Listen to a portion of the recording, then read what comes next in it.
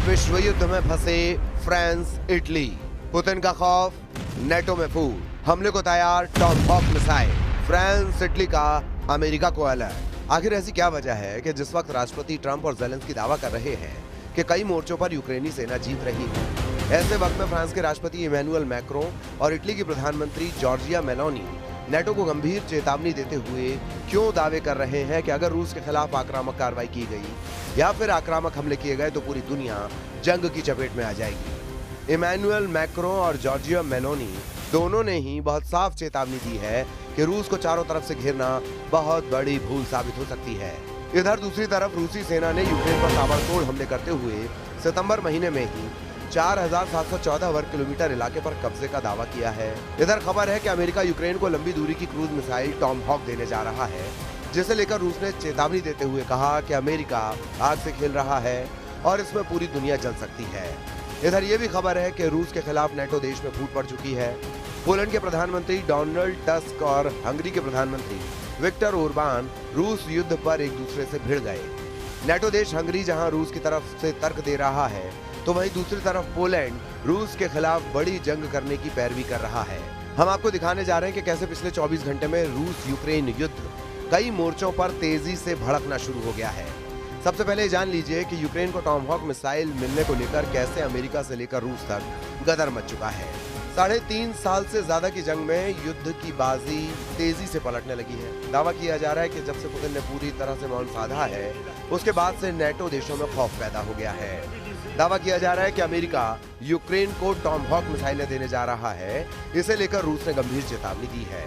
इधर फ्रांस और इटली को लग रहा है कि अगर रूस ने नेटो देशों पर हमले शुरू किए तो अमेरिका यूक्रेन की तरह बाकी नेटो देशों को रूसी हमलों से किसी भी कीमत पर नहीं बचा पाएगा। हम आपको दिखाते हैं कि कैसे रूस की जंग को लेकर खलबली मच चुकी है। यूरोपीय नेताओं के एक शिखर सम्मेलन में फ्रांसीसी राष्ट्रपति इमैनुअल मैक्रों ने यूरोपीय संघ से सावधानी से आगे बढ़ने का आग्रह किया।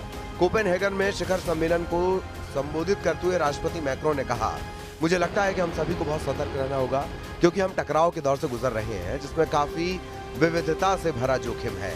हमें बहुत सतर्क रहना होगा और किसी भी तरह की बढ़त से बचना होगा। इटली की प्रधानमंत्री जॉर्जिया मेलोनी ने भी दो टूक कहा कि जरूरत से ज्यादा रूस के खिलाफ प्रतिक्रिया देना बेहद गंभीर हो सकता है। मेलोनी ने कहा कि सब कुछ के बावजूद मुझे लगता है कि हमें शांति से सोचना होगा। हमें रूस के उकसावे का जवाब नहीं देना चाहिए, हमें खुद को तैयार रखना होगा। ये बिल्कुल सच है। डेनमार्क की प्रधानमंत्री मेटे फ्रेडरिक्सन ने रूस के हाइब्रिड युद्ध का जवाब देने के लिए यूरोप से हथियार बंद होने का आह्वान किया है, लेकिन दूसरे प्रमुख महाद्वीपीय नेताओं ने मॉस्को के साथ बढ़ते तनाव के चक्र में फंसने से बचने की सलाह दी है। हाइब्रिड युद्ध में पारंपरिक तरीकों जैसे टैंक और मिसाइलों के साथ साथ गैर पारंपरिक तरीकों जैसे साइबर हमले और इंटरनेट पर दुष्प्रचार का भी इस्तेमाल होता है। इधर अमेरिका टॉमहॉक लंबी दूरी की मिसाइल यूक्रेन को देने जा रहा है, ऐसे दावे किए जा रहे हैं। टॉमहॉक के सबसे टॉप मॉडल की मारक क्षमता 2400 किलोमीटर तक होती है। ये लगभग 885 किलोमीटर प्रति घंटे की रफ्तार से हमला करती है। इधर रूसी राष्ट्रपति व्लादिमीर पुतिन के प्रवक्ता ने कहा है कि अगर अमेरिकी राष्ट्रपति डोनाल्ड ट्रंप यूक्रेन को टॉमहॉक मिसाइलें भेजने की मंजूरी देते हैं तो ये माना जाएगा। अगर ऐसा होगा तो रूस यूक्रेनी सेना का वजूद ही मिटा देगा। रूसी सरकारी समाचार एजेंसी तास की रिपोर्ट के अनुसार दिमित्री पेस्कोव ने ये भी चेतावनी दी कि अगर अमेरिका यूक्रेन को रूस के खिलाफ खुफिया जानकारी देता है तो रूस इसका मुंह तोड़ जवाब देगा। इधर वॉशिंगटन स्थित centre for strategic and international studies का अनुमान है कि 2,50,000 से ज्यादा रूसी सैनिक और 60,000 से 1 लाख तक यूक्रेनी सैनिक मारे गए हैं। इस बीच संयुक्त राष्ट्र ने 10 सितंबर को बताया था कि युद्ध में 1,41,000 से ज्यादा यूक्रेनी नागरिक मारे गए हैं। द मॉस्को टाइम के अनुसार इस युद्ध में 620 से ज्यादा रूसी नागरिक भी अपनी जान गंवा चुके हैं। दूसरी तरफ रूसी रक्षा मंत्रालय ने भी इस साल यूक्रेनी क्षेत्र के 4,714 वर्ग किलोमीटर पर कब्जा करने का दावा किया था। वॉशिंगटन स्थित think tank institute for the study of war यानी ISW का अनुमान है कि रूसी आंकड़ों का वास्तविक आंकड़ा 3,434 वर्ग किलोमीटर के करीब है। रूस कब्जे का ज्यादा इलाका बता रहा है।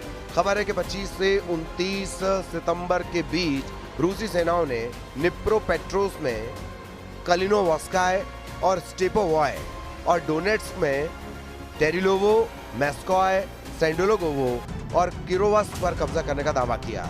रूस की सेना ने सितंबर में यूक्रेन के 447 वर्ग किलोमीटर यानी 172.6 वर्ग मील इलाके पर कब्जा कर लिया। अमेरिका स्थित युद्ध अध्ययन संस्थान के विश्लेषण से पता चलता है कि जुलाई में 634 वर्ग किलोमीटर इलाके पर कब्जा करने के बाद से ये गति धीमी हो रही है। वहीं दूसरी तरफ यूक्रेनी राष्ट्रपति वोलोदिमीर ज़ेलेंस्की कोपेनहेगन में 50 राष्ट्राध्यक्षों, शासनाध्यक्षों और यूरोपीय संघ के नेताओं से मुलाकात कर रहे हैं। अब ऐसे हालात में साफ है कि रूस के खिलाफ बड़ा और निर्णायक युद्ध करने से पहले नेटो, यूरोपियन यूनियन और अमेरिका अच्छी तैयारी के साथ ये तय कर लेना चाहते हैं कि अगर रूस ने विनाशक युद्ध शुरू किया तो फिर उससे निपटा कैसे जाएगा।